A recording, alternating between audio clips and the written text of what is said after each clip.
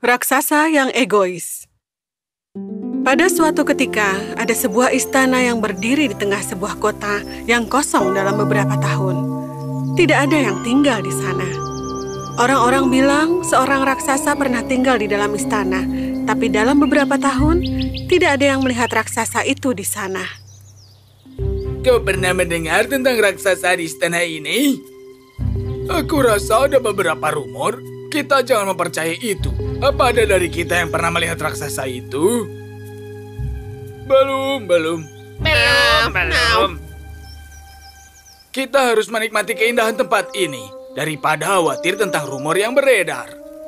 Tapi lalu siapa yang merawat taman ini? Ada sebuah taman indah di sekitar istana. Ada banyak kumpulan bunga, pohon, buah-buahan, burung-burung, dan kupu-kupu. Setiap hari, banyak anak kecil bermain di taman itu. Itu adalah tempat yang nyaman dan aman untuk anak-anak. Mereka bermain beberapa permainan yang berbeda. Berlari di belakang kupu-kupu adalah kesukaan mereka. Hei, lihat kupu-kupu jingga itu. Akan ku kejar dan ku tangkap. Lari di belakangnya, tapi jangan menyakitinya. Tidak akan. Taman itu sangat indah seperti surga. Lalu suatu hari, sang raksasa tiba. Dia terlihat bahagia melihat taman indah yang terawat. Oh, taman indahku. Terlihat masih diberkati oleh alam. Aku senang dapat kembali. Ketika itu siang hari saat sang raksasa kembali ke istana, tidak ada anak kecil yang sedang bermain di taman. Sang raksasa menikmati kedamaian. Namun, di sore hari, sang raksasa terganggu dengan kegaduhan di luar. Anak kecil datang dan bermain-main di taman. Sang raksasa senang hidup sendiri. Tidak suka ada orang lain di dalam hidupnya. Dia memutuskan untuk pergi ke taman. Saat sang raksasa memasuki taman, anak-anak di sana merasa ketakutan. Mereka mulai berteriak dan berlarian. Semuanya mencari jalan keluar. Sang raksasa sangat marah melihat banyak anak kecil yang bermain di sana. Pergilah kalian monster kecil, kalian akan merusak taman indahku. Pergilah, dan jangan pernah masuk ke halamanku lagi.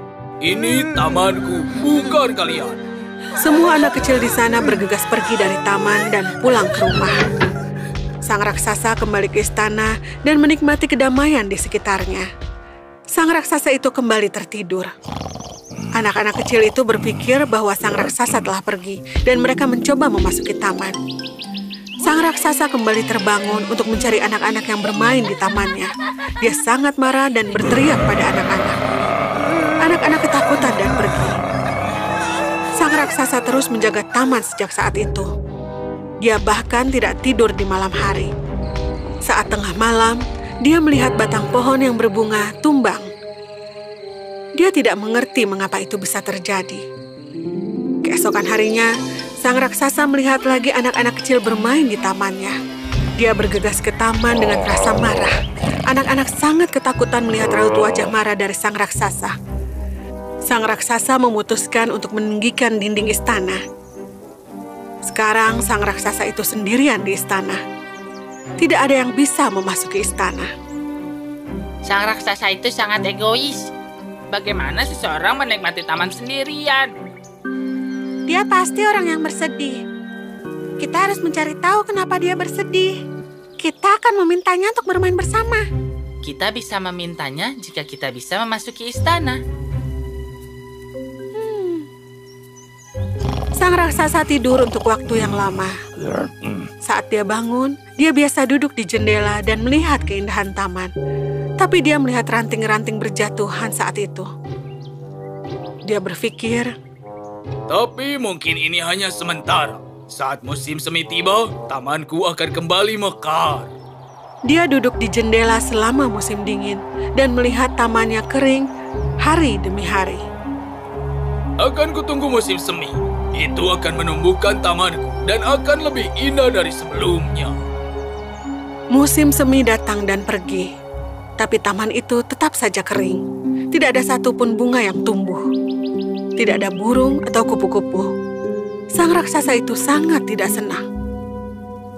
Kenapa tamanku tidak mekar lagi?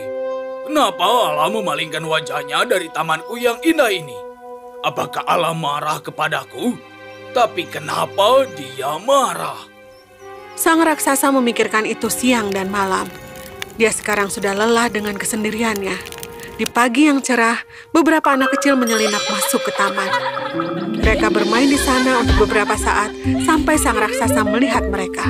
Sang raksasa sangat marah pada mereka. Dia berlari ke arah mereka dan berteriak.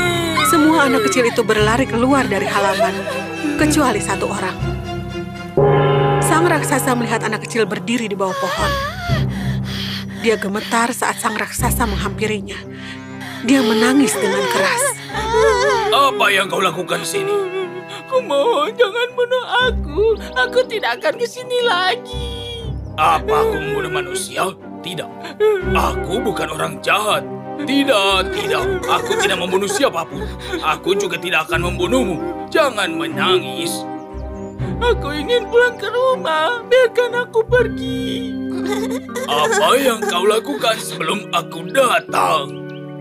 Aku ingin memanjat pohon ini, tapi tidak bisa. Oh, begitukah?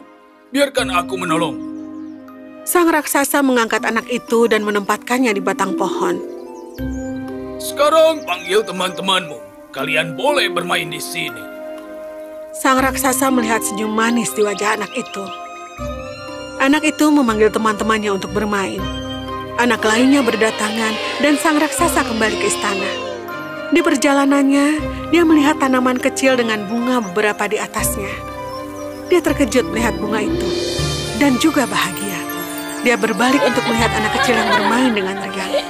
Sejak saat itu, anak-anak kecil mulai bermain kembali di taman seperti biasanya. Dan kemudian, taman itu mekar kembali seperti saat dulu. Sang raksasa duduk di jendelanya, memahami di mana letak keindahan sesungguhnya dari taman itu.